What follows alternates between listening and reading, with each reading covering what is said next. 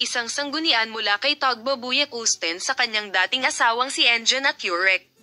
Si Tagbabuyek Usten, na nakipaghiwalay kay Enjan Akurek noong Huwebes, ay nagbigay ng konsyerto sa Izmir sa gabi. Ibinahagi ang konsyerto, na pinanood din ng kanyang ina at ama, sa kanyang Instagram account. Gumawa siya ng sanggunian sa dating asawa ni Tagbay Yuruchot.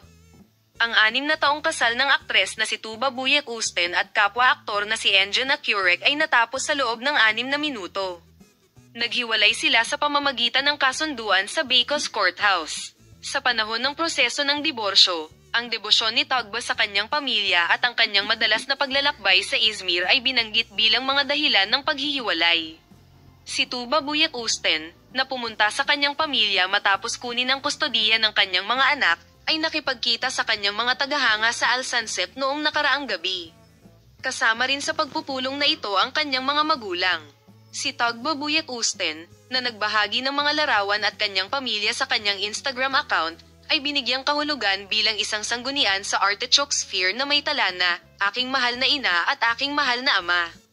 Ibabahagi namin sa iyo ang detalyadong impormasyon tungkol sa paksa. Patuloy na panoorin ang aming channel, Polem.